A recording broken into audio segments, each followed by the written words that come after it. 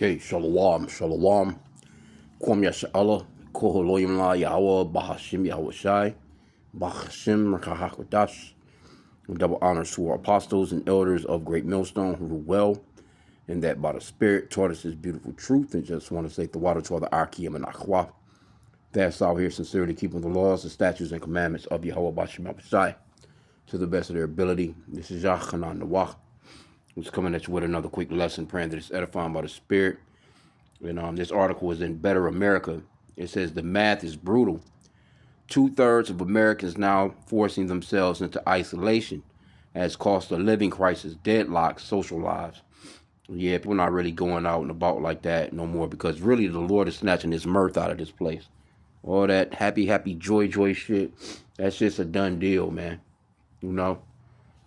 Okay, but it says Washington, D.C., a surging cost of living crisis is forcing a majority of Americans to abandon major social milestones, depending on deepening national loneliness epidemic, as citizens increasingly choose isolation over insolvency. Yeah, they've been talking about that too, especially around COVID-19, where they was, people was kind of, that was kind of somewhat the start of it, but it was already like that in a sense. But when the COVID-19, it really kind of gave a push of people just being lonely as hell, especially the elderly. Nobody gives a shit about the elderly people no more. Now they got what you call welfare checks.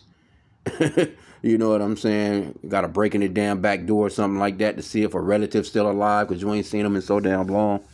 Anyway, it says new data from the CFP board reveals that 2/3 of U.S. adults have declined social invitations, including weddings, holiday gatherings, and birthday dinners over the past 24 months solely due to financial constraints. The trend highlights a growing financial FOMO that is severing social ties across the country. Okay, so it says the data suggests the economic burden is compounded by social stigma. According to the report, which surveyed over 1,100 Americans, 56% of those who declined invitations never disclosed that money is the primary driver. This lack of transparency is leaving millions of Americans feeling out of sync with their peers' perceived spending habits.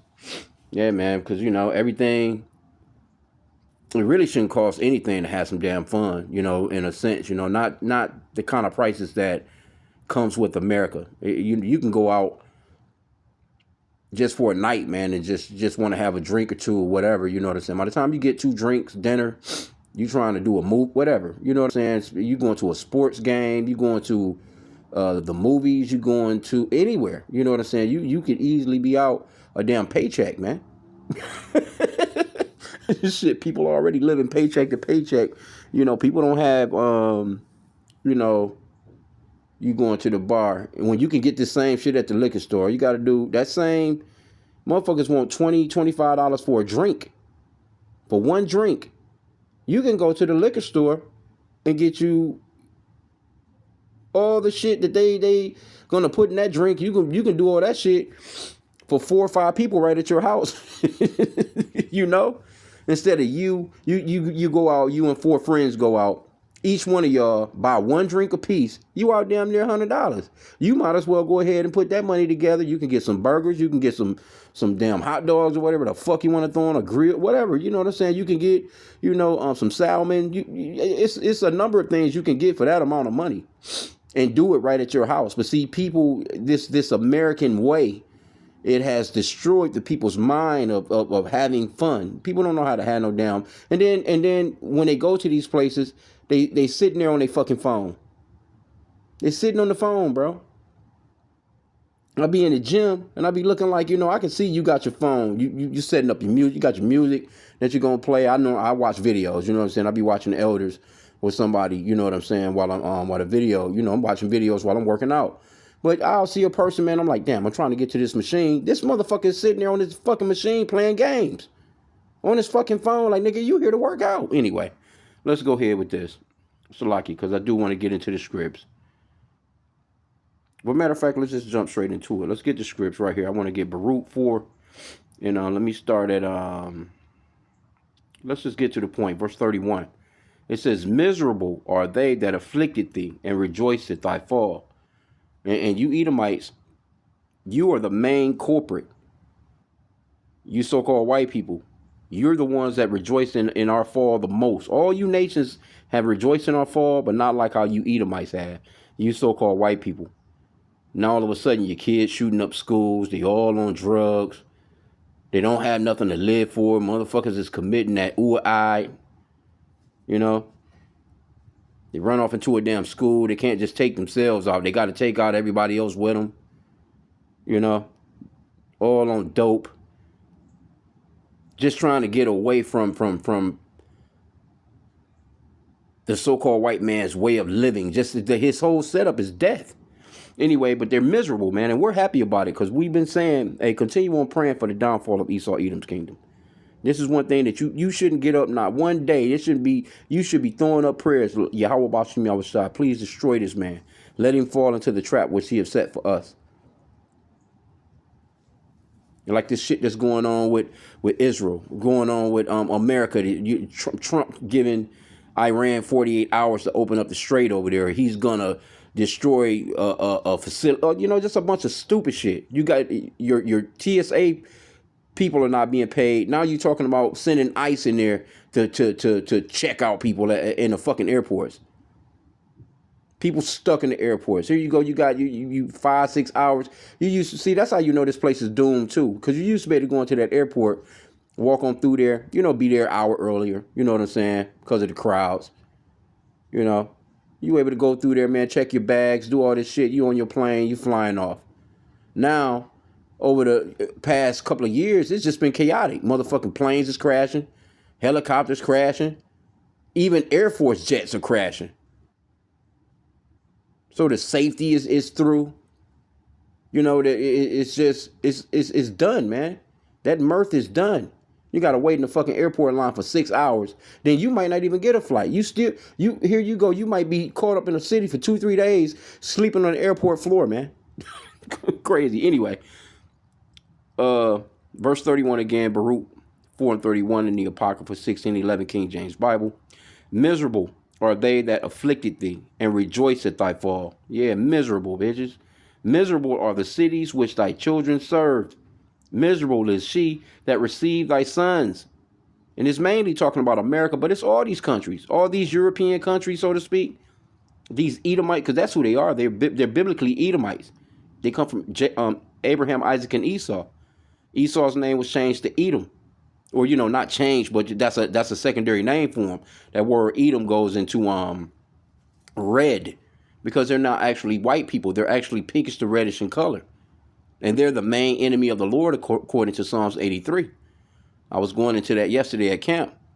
And all these nations, they're all miserable. They're all being overworked. They're overstressed. By the time they get that check that they, you know what I'm saying? Everybody is fucking got credit card debt.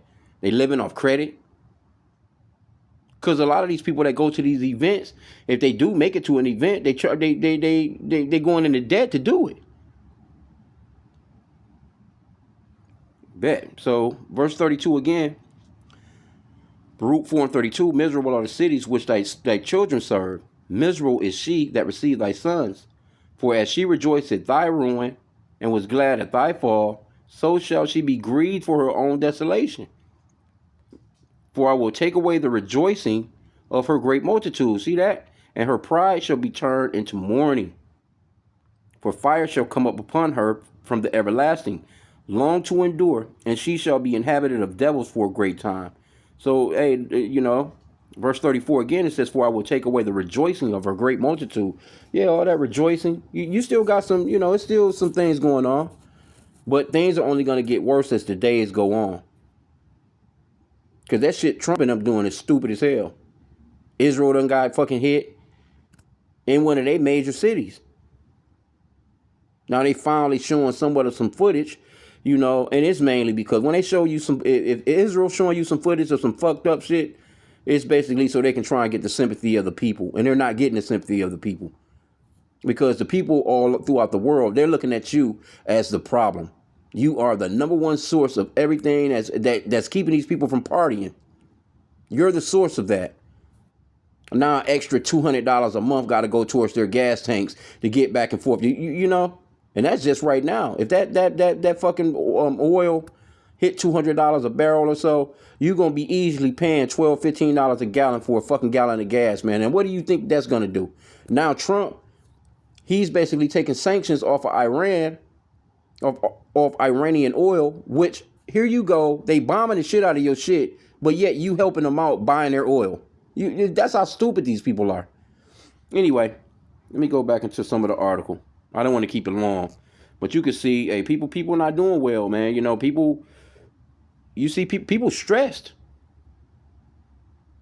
I seen a damn. What if they had some shit where motherfuckers need? It says people need at least 4 hugs a day. Said hugs are therapeutic. I guess they are. You know what I'm saying? Because you know, generally, you know, we would be a lovely people, you know what I'm saying, to each other, you know, as far as us Israelites, so-called blacks, Hispanics, and Native Americans. We're very, or at least we was, you know what I'm saying, a very loving people towards affection towards our people. You know, matter of fact, that's in Deuteronomy chapter 28, one of the curses, you know, that I will be evil towards our brethren, you know, so to speak. You know, all the hugs and kisses, you know, it's generally not genuine. You know, it's like it's gone. Yeah, a lot of that stuff is gone, man. Okay, but it says the silence is telling. The report notes indicating that financial conversations remain one of the last great taboos of American social life. Over 80% of Americans intentionally avoid discussing money with those closest to them, even as 79% report that financial worries have worsened their relationships. Yeah.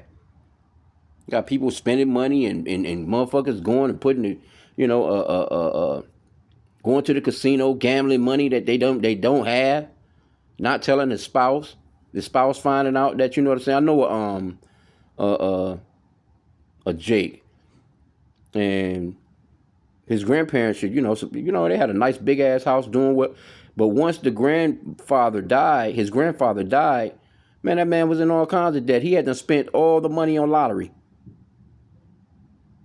Left his woman with nothing. You know, his woman had to move in, with the in-laws, you know. But that's that, no talks amongst the, motherfuckers just doing shit, you know. Anyway, federal health officials have long warned of loneliness epidemic in the United States, but current economic conditions are acting as a catalyst. A May 2025 study from the University of Southern California confirms that perceived financial instability is a direct driver of heightened anxiety and chronic loneliness. Because this strain is based on how people perceive their financial stability, it may better reflect the lived reality of daily stress. Yeah, man, people stressed out, man. I'm telling you, man, hey, look, that fucking gas, that's gonna really drag some more, and because your food, everything is gonna go up from this. But just the gas in itself, I'm just talking about the gas in general. Normally you can fill up, you know what I'm saying? Depends on what size your car is, you know. Matter of fact, I think what was it, maybe about 2 years or so ago, I was able to fill up for like 35. 40, I'm stretching it. I can, I can, how the thing be clicking. You trying to click it and get it all, so I'm looking at between 35 and 38, to fill up, the ride that I had at the time. Well, no, I still got that ride, but now, shit, it's like fucking 50 or so, $60 damn near to fill up my truck. So that right there in itself, and that's, doing the traveling that I'm doing, I don't do a whole bunch like that. And then that gas is not what it used to be. That gas don't stretch and go as long as it used to. That gas is not the same gas, man. They thinning that gas, man. They watering that gas down. But you figuring if you got to put an extra 20 just to fill your shit up, and you doing that once a week, that's $80 a month. That shit, it may not seem like a lot to some people, but that's if you on a budget, that shit can kick your ass. Here you go, you spending an extra $100 a month. That's $1,200 a year. You see? So some got to be cut back on. And then, people got all kinds of bills, man. It's everything is a goddamn bill. And then that's not to mention, okay, so now you spending that amount and just putting it in your tank to get back and forth to work. If food is being moved in trucks that take gas, then guess what? Your food is going to go up. So now you at the supermarket, you spending an extra, whatever for the same things that you would normally get. So Esau done fucked everything up, bro. And it's beautiful. We're not complaining about it because this is what we pray for, man. Pray for this place to fall. Okay? But it says the math is particularly brutal for younger demographics. 42% of Americans under age 30 report they are barely getting by. Man, a lot of these motherfuckers ain't even trying. 1 in 3 people currently going into debt just to attend friends' weddings or bachelorette parties. I don't get that. You ain't got it. You just ain't got it. Fuck it. In response, a growing movement of personal finance experts is urging radical transparency.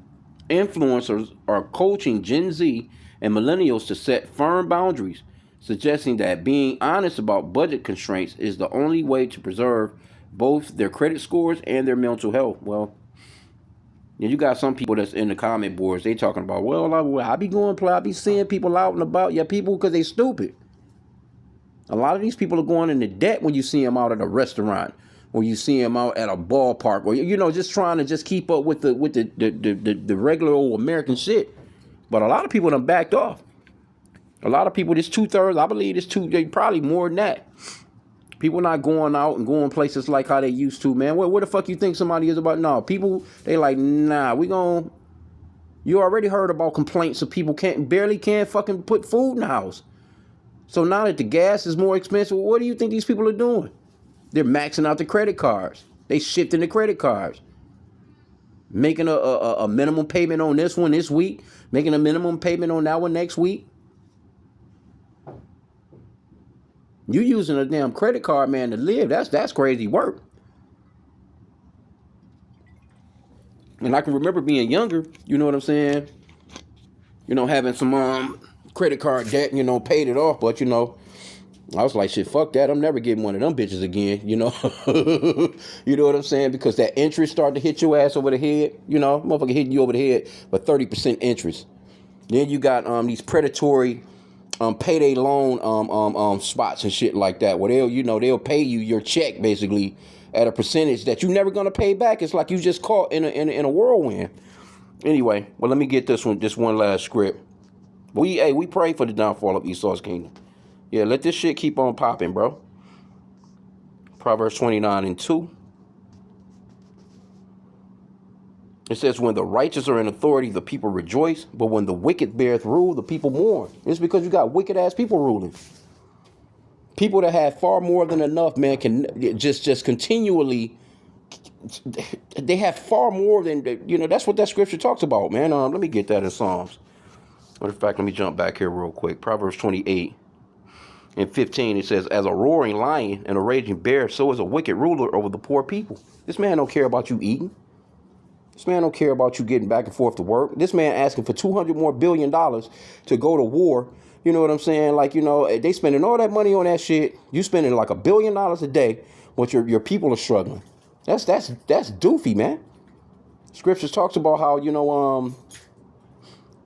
trying to think how it's worded. Well, basically, a king with no servants, or a king with no subjects, pretty much through. Roughly paraphrasing, man. Why would you want your citizens to not be fit? Why would you not want your citizens to be healthy, to keep your kingdom going? Doofy, man. What's that? What I was gonna get this one. Oh, they had more than heart could wish.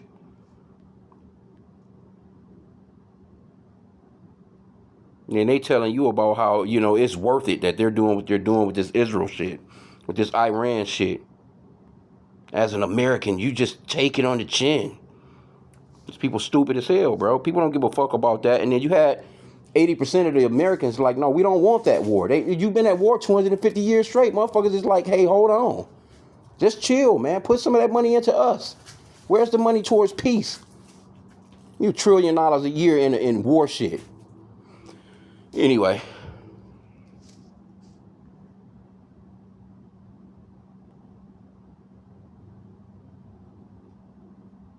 Psalm 73:3. Their eyes stand out with fatness. They have more than heart could wish. You got everything, but it's not enough. You penny pinching and just want. And now this man, he wants to put a computer chip in your ass because it's just not enough for him to have your ass enslaved like how he got you now. Shit. So, man, yeah, we getting there, man. We almost there. Again, continue on praying for the downfall of Esau, Edom's kingdom, because this is not our kingdom. This is not our rest. This is not our rest. Any of you, and you got these doofy ass jakes, out here stuck in these fucking airports and stuck in these places, been trying to go somewhere for some damn spring break. The Lord is about to cut all into all that shit, man. You coming up fucking missing. You coming up, your motherfuckers and snatched your ass up. All this goddamn trafficking going on, and you hoes is going to states that you don't even know nothing about. Going to party in places you have no idea about. Anyway, let the Lord deal with them. So with that, Kwame Allah and a Baba Ball.